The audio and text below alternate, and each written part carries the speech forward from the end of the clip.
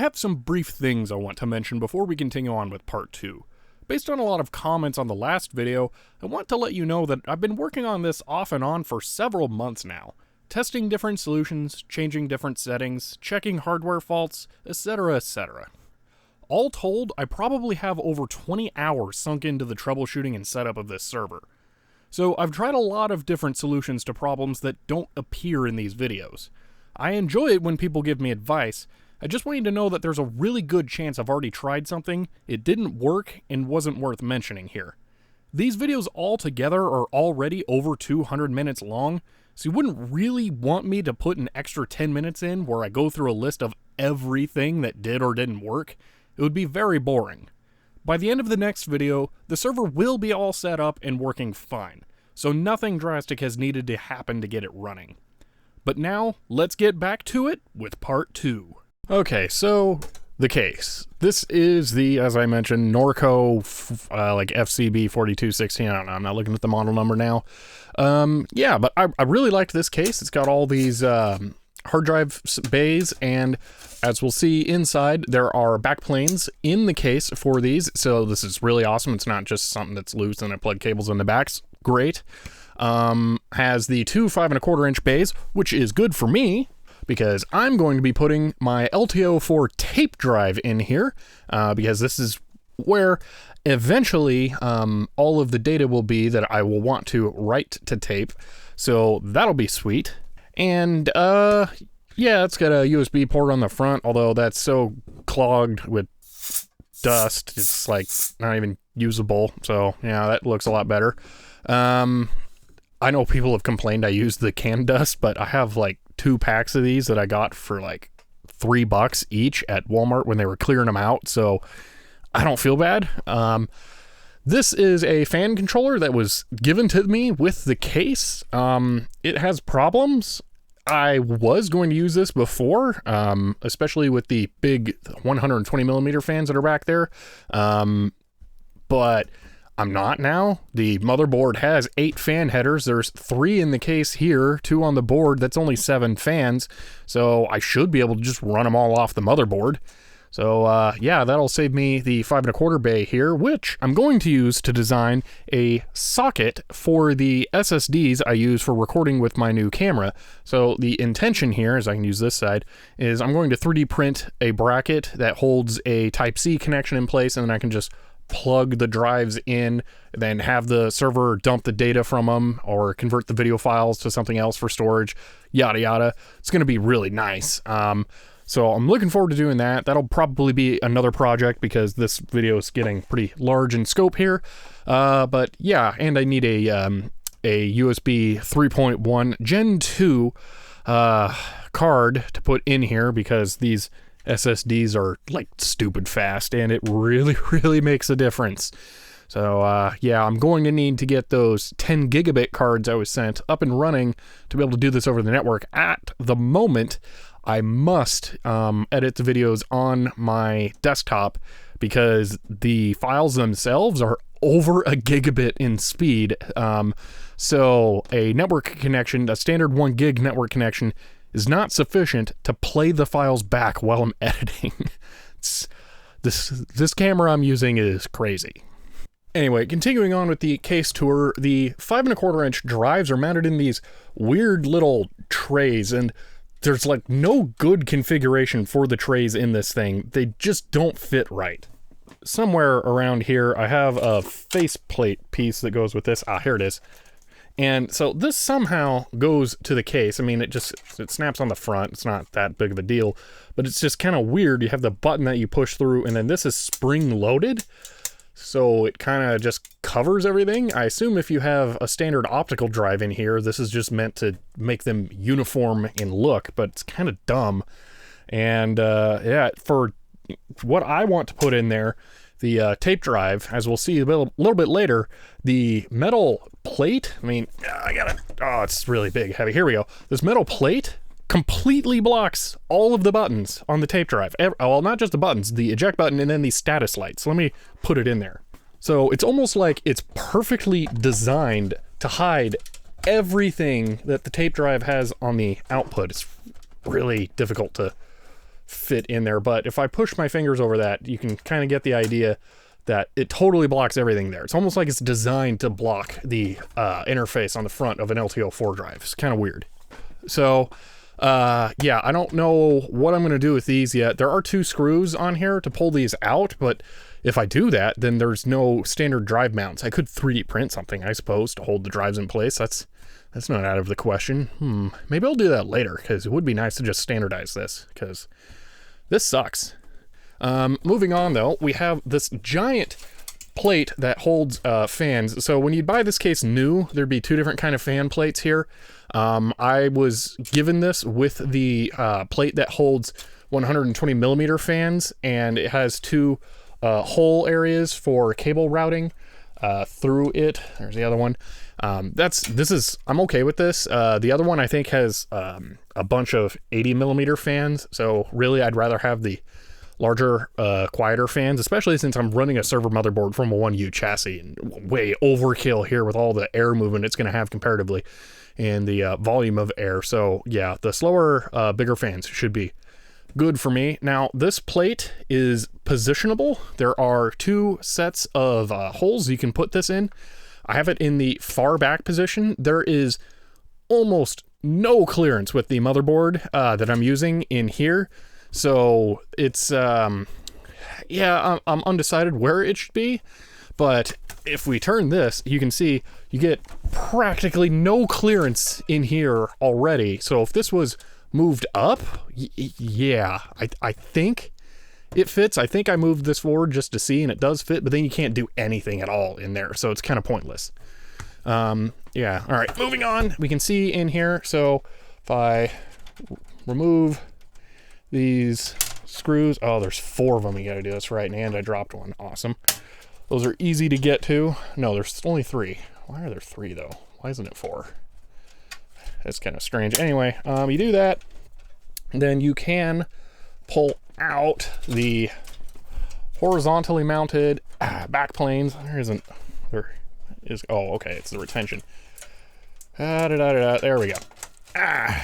So yeah, this is the back plane for the SATA drives. Now, this thing seems pretty simple. It just takes one of these SAS connectors and then breaks it out to 4 drives, which is really annoying because I need these SAS breakout cables. There's one down in there. So I'm going to need to get 3 more of those to use.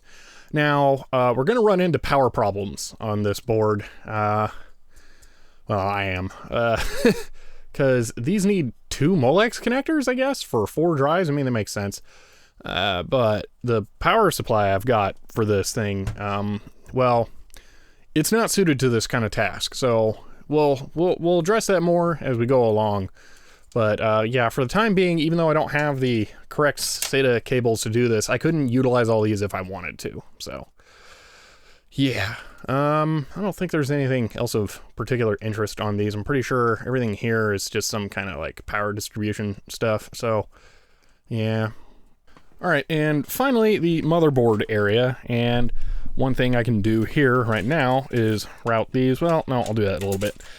So yeah, these are all just the cables for the front header and USB port, and I'll route those through here. It's really inconvenient at this angle, but there are a couple of problems. So one, this is the Supermicro power supply. That's the power supply mount. So it's a standard ATX power supply mount for this, and well, this is anything but a standard ATX power supply. So that's really, really annoying. When I had it mounted in there before, I was just holding in place with the 1 screw position there, which is not ideal. All right, so moving along, we have the back plate position here, but more fun, the back plate that comes with the Supermicro board is designed for a Supermicro case. Doesn't normally attach. It's just a flat stamped piece of metal with some shielding tape on here. So yeah, I'm just gonna kind of fit it in there and use the ports to hold it in place. That's what I had to do last time. It's not designed to go in here. Now finally, we have 7 PCI slots over here. So this is interesting because the board only has 5, so that means there's 2 free. Now, I mentioned I want this to be a render server, at least I think I did. I want this to be a render server. So, yeah, now the graphics cards don't fit in the 116 times slot for PCIe because the coolers get in the way. So, my intention is to, when I'm finally ready to get a GPU, which I'm not decided on when or what I'm going to get, I'm thinking maybe just a 6 gig 1060, and see if that's enough VRAM. I could just look up people's experiences with it, because that might be all I need. This won't really have to run a full GUI, so that shouldn't be a big deal. But anyway, what I'm going to do is, which PCI slot? Is 16X, it's the second one. So what I'm going to have to do is I'm going to have to run a PCIe extension cable. It'll go up here, come down, slide down here, and then have a right angle connection, and then fit the GPU off to the side, because the motherboard ends right here. So it should be possible to fit the GPU in here. So that might be my only way of putting a more powerful GPU in this computer. So the slots only extending to the 5th position might have saved me here in my capability of doing that, although a bigger board probably would have had a better arrangement of slots to be able to fit a full 16X card size in here. So, yeah, that's pretty much it. And you can see the fans from the back, but yeah, I think it's time to take out that fan controller because I don't need that anymore, and then put the motherboard in the case.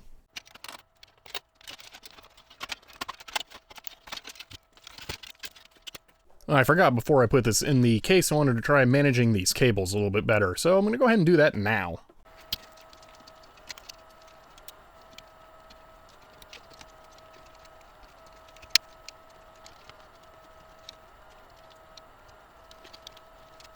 There we go, that's not bad.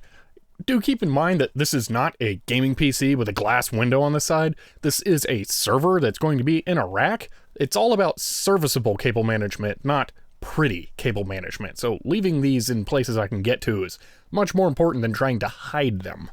So I'm realizing I should probably go ahead and actually have a plan and do as much routing as I can on the existing cables for the case before I put the motherboard in there. And well, the first thing here that I need to decide on is the fan connectors, because they're really short. These ones are just like done and done because there's 2 connectors right in the back, like it was made for that, so that's easy.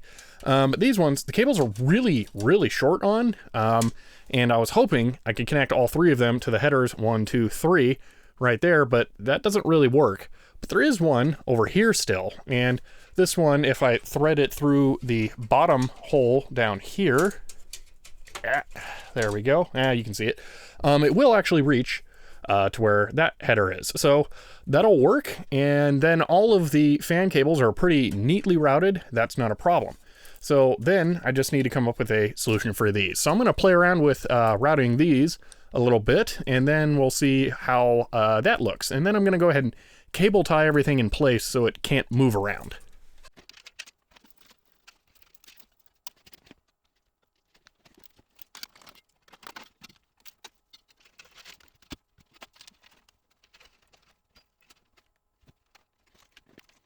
Alright, I stopped recording so I could slow down, take my time, clean this up a little bit here. There's still some residue on there, but I got this weird area over here that looked like a spill cleaned up. I got most of the dust out of here. Routed the cables coming from the front along the side into these spots where I could fit a twist tie, and it doesn't really seem to be in the way, so just going to leave those there. The cables in the front are held down by these stupid 5¼ inch drive tray holders, so those are going to be managed by the case itself. Everything's wrapped around there. I went ahead and removed one of the fans and rewrapped the cables around one of them, so they're super short because the headers are actually just about right there. So that'll be perfect. The cables will naturally just fit underneath the fans. But yeah, I know all the posts for the motherboard are correct because I already had it mounted in there.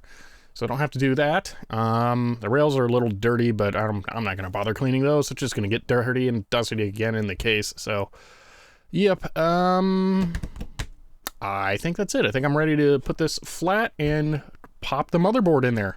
All right, I'm going to go with this maybe slightly unusual angle so you can see what fun it's going to be to hold the plate in place while dropping this in here, because this doesn't fit right. I mean, it can literally fit right through. So yeah, this is going to be fun.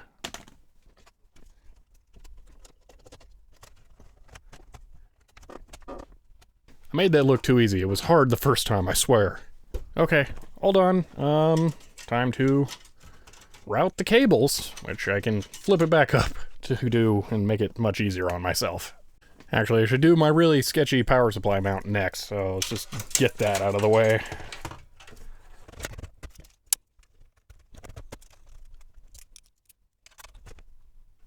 Oh, yeah, that's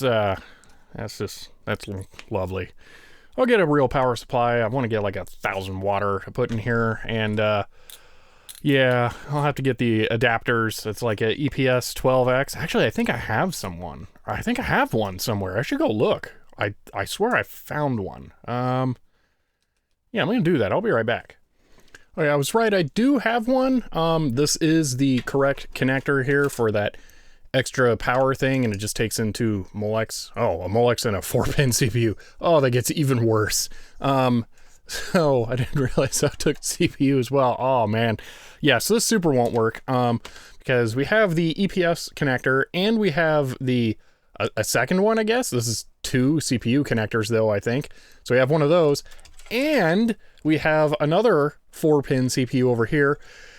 And there should actually be another one of these. This one plugs in down here, but there's another socket right here. I'm just not populating it because it's all kind of the same 12-volt rail, so it doesn't really matter.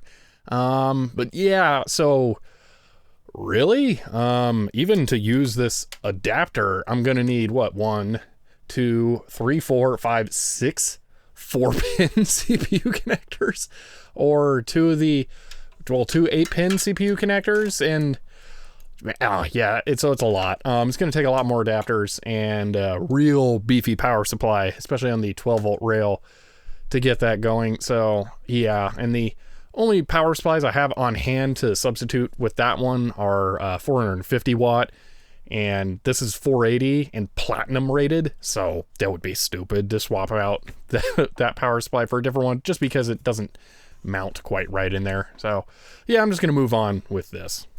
Well, I just realized when I took out the header for the power supply communication to the motherboard, it took out the connector shroud with it. So it's just raw pins on the motherboard now.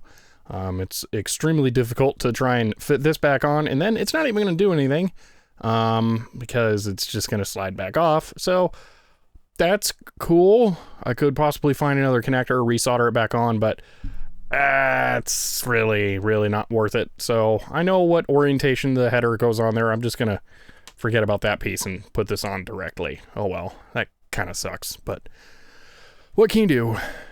Man, I forgot how stupidly the headers are laid out on this thing. And just one slight complaint about this case. On the case, the power LED header here, yeah, black is plus, green is minus. That was good design. Well done there. But the power headers on the motherboard are like impossible to use. So the power LED is the only one that's split on this case, so that worked out.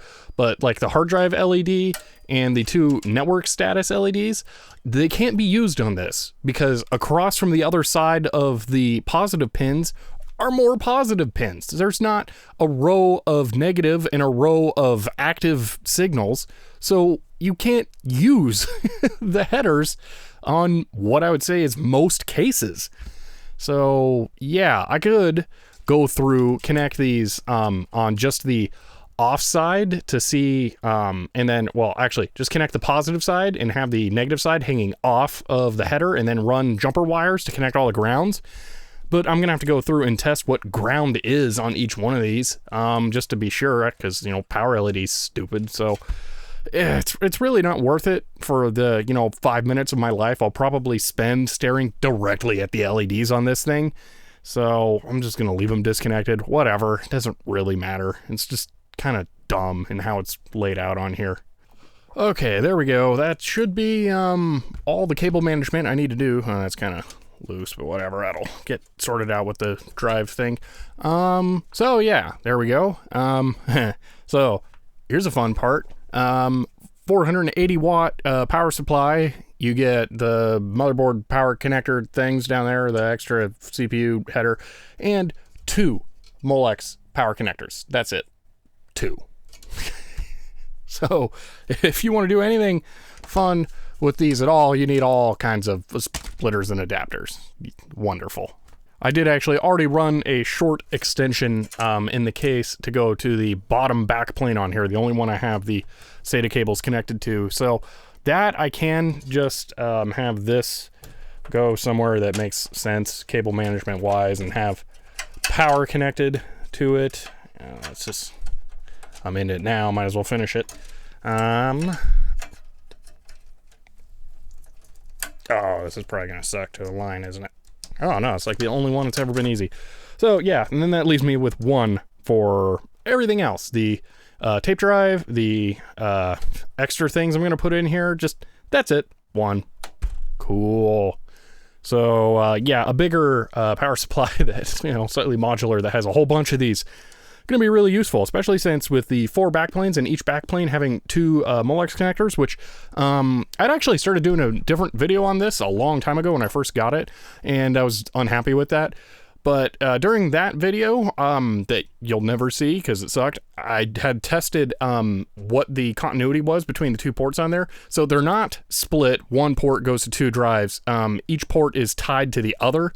So I can just plug into one of these and that will power all 4 drives. It would be better if I had 2 in there. But the only way I could do that is to run a splitter of some kind. I guess I don't have a pure Molex splitter, at least not here.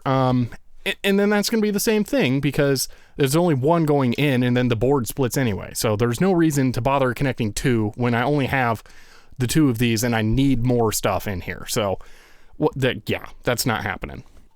Speaking of more stuff, it's time to put the front panel trays in here for the 5 1/4 drives and get the LTO4 tape drive in there. Now, I have this out. I know what I did. I left screws in the sides of this so I could keep track of them. But now that I have this out, I can slide this up to the front and you can see just how perfectly it blocks everything, but still lets you access it. That's kind of like really perfectly designed to block the front of an LTO drive. It really feels suspiciously specific for that, but anyway, yeah, I can go ahead and mount this, yeah, then use it. It's not a problem. There's a software eject command, so I don't need the button, and they managed to get it perfect, so you can still get to wherever that is. That's just a stop.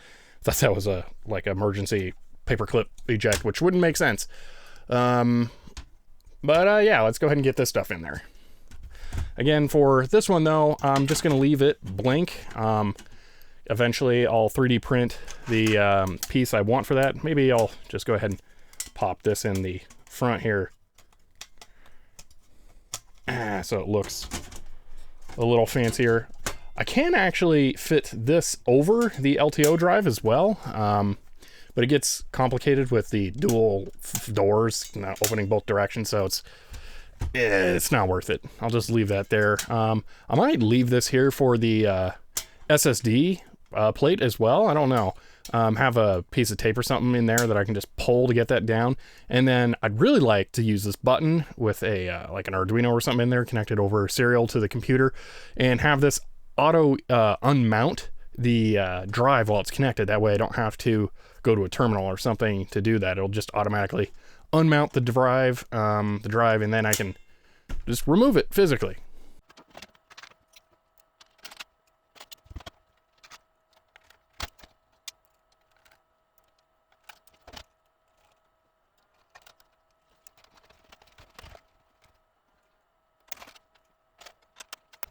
Okay, there we go. That's really nice. I'll have to run the cables and everything still and clue you into SCSI, but yeah, I'm happy with that. If you're wondering why I'm putting the LTO4 drive into my server instead of my desktop, because previously I had this in my desktop before I was using the Z820. Well, the drive is physically too long to fit in the Z820. The Z820 has a big frame that you slide in place that holds the CPU fans over the heat sinks. They're not attached, and this interferes with that. So it can't go in the Z20 no matter how much I want, which is kind of funny because they're both HP products and like the same time period. So they knew that this was a drive people would probably want to put in that Z20 and they designed it to not. Oh well, I'm fine having it in the server because it's actually where the data is going to be anyway. So if anything, that's going to be better performance. Speaking of where the data is, I have had some hard drives in here the entire time. I'm just waiting to get this ready and then they'll be used. So it's two 5 terabyte drives actually that I'm starting out with. And I'm going to go ahead and RAID 1 those. They do have data on them right now, so I'm going to have to put that somewhere else while I'm doing the RAID 1 setup. But yeah, that'll be fine. That probably won't happen in this video. Just get the hardware set up and working in this video. So, what's next? Oh, yeah, running power to all the stuff in the front. Yippee. That sounds fun. Let's take a little break for the setup and just test it to make sure it still works, because theoretically it should turn on with the buttons on the front right now and just have video out. So let's see how that goes, and then start the extra setup steps, and then we'll put in the boot drives, because those are the data drives over here, and over here you'd think boot drives are going, but no, I'm not going to have the boot drives in any of the bays. I want the bays to all be data drives, so we'll take a look at what I'm going to do there. Okay, here we are, first boot. Let's do this. Oh, that's loud.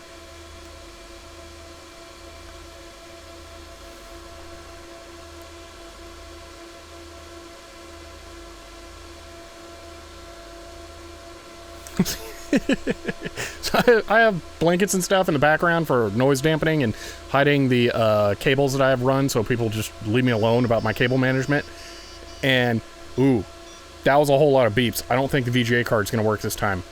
But anyway, you see the blanket moving around. Yeah, I think VGA onboard's not going to function. That was too many beeps. That was 5 beeps. 5 beeps means onboard VGA problem.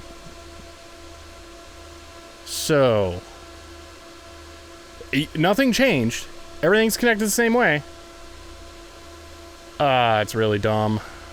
Yeah, onboard VGA, nothing. And I bet, where did I put my phone? Alright, yeah, phone. Let's see your IPMI. Let's make sure it's actually connecting. Come on. Alright, IPMI. This isn't in focus. There we go. Alright, IPMI. Is it doing anything? Check sensors. Alright, I don't know what that is. Let's just read sensors. Okay, reading sensors. Sensors are... no? What? That doesn't make sense. Alright, no big surprise to me. I put the Radeon GPU in there and it's booted up to the Ubuntu server installer now, so that's not a unexpected result, unfortunately. IPMI is working now, so it's a little bright, but you can kind of see I'm getting sensor readings, so that's as it should be. That happens past boot. I'm not really sure why it does this, since it worked mostly fine out of the case.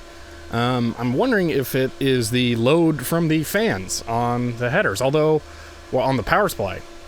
These 3 fans were never connected to the motherboard before, just those 2 fans. So I'm not sure, but I had the fans on the CPUs connected, and that was the same as what I was doing before when I was just using those 2 fans as the CPU fans when I had them direct on there, which was bad. Don't do that. So yeah, I don't know. It's really frustrating. It could be the bracket back here, not the bracket, maybe it's a bracket, I don't know what you want to call it, the plate for the IO. It's pressing against the VGA port. It could be disconnecting it slightly, although that wouldn't, would that be detectable? I guess if there's no monitor connected to the port, it would know that. I might be onto something here. I wonder if there could be a broken solder connection on that, or if maybe the connector itself is broken. It's all solid plastic around all the pins, so I'd be kind of surprised.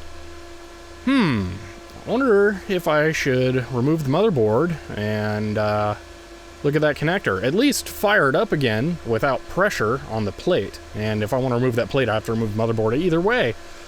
So, This is, that's annoying. I can shut this off so you can actually hear me. Yeah, so, what to do? Options. I think it's worth, it just adds like probably another half hour of time because I'll have to redo all the cable management and everything, but I think it's worth me taking the motherboard back out and then testing it out of the case without the 3 fans, without the 2 rear fans, with no strain on the VGA connector, just to see, because it's, I guess, only ever failed when it's been in the case, and the 2 major differences to in the case are the load from the fans and pressure on the VGA connector. So, although, now that I think about it, it was doing this before, and I don't think I was originally sent it with the VGA plate. I will refer back to pictures I took to see if the VGA plate was in there. Or not the VGA plate, it's just the IO plate. I don't think that was in there before, so it's probably not that. I can't imagine these fans drawing so much power that this is actually a problem. But I've always had the fans running in there because I'm afraid of I was afraid of overheating because I had a really lame setup on there. So I don't know, let me look around, do some stuff, check back in a little bit.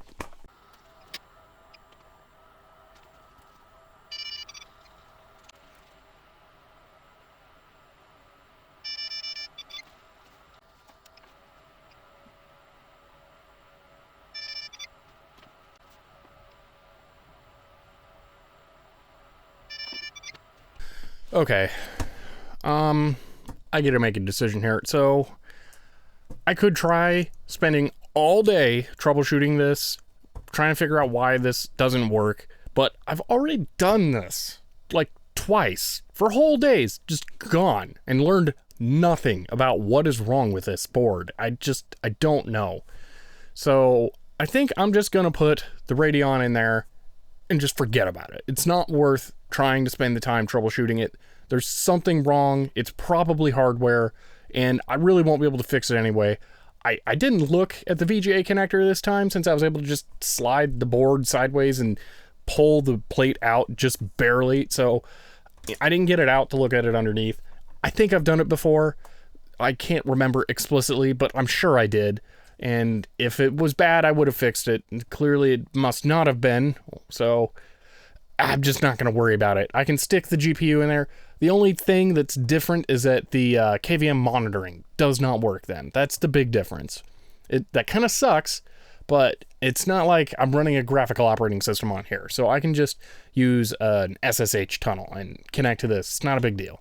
So, while it would be nice, I can live without it. So, yeah, I'm just going to save myself the time and hassle, stick the Radeon back in there, and then just move on, because I don't want to deal with this. And I think we're going to run into the next problem. The last time I tried to put this together, and I tried to get the tape drive working, the sheer act of installing the LSI card, actually it's an Adaptec card, the sheer act of installing the SCSI card for the tape drive would make this thing not post. So, we'll see if we encounter that fun thing again, and, well, let's move on.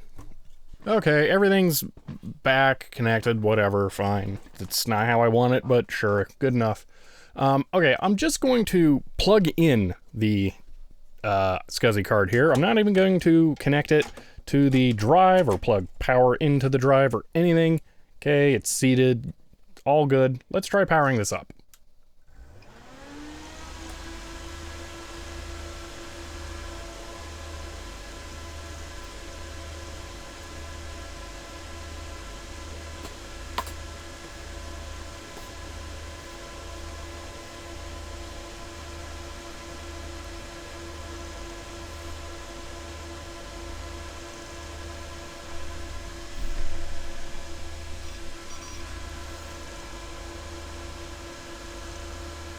All right, that seems good. Well, close enough. I'm gonna power it off, and I'm gonna go ahead and route power and the SCSI cable. Now, the cable, I've taken the shrouds off of the connectors because this is too close to this fan, and If at one point I had this in my desktop case and it wouldn't fit. So I had to take shrouds off. Doesn't really make a big difference. It's not like this is a really heavily shielded. Well, it is pretty heavily shielded, but it'll be fine. So yeah. Turned out I also did have, wherever it went, a splitter cable for Molex power. So I'm just going to go ahead and use that, run that to power the SCSI drive or tape drive here. Let's go ahead and just get this plugged in. Bam. That one was super easy to cable manage, but this will just kind of meh the connection for now. So have it be like that, and then over here it's gonna go like this. That's in. All right, let's power this up.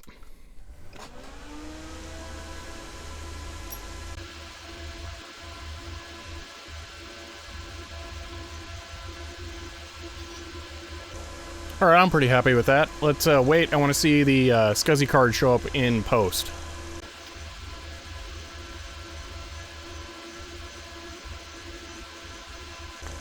I don't know why. Sometimes it takes IPMI forever to start up. I don't know if this is related to the video thing. Maybe the IPMI management hardware on here is just bad and that's what's taking the video down. Because the video obviously has to run through some kind of capture device. So they might have a VGA splitter that splits out the signal, and then there's a capture device and an out port. Maybe the splitter is also controlled by IPMI. I don't know. I'm guessing. There might be a schematic diagram somewhere of how this board's laid out, but I don't know if they'd share that info. So it's all just rampant speculation. It's just such a weird problem to have that I can't help but just guess at what the real root cause is.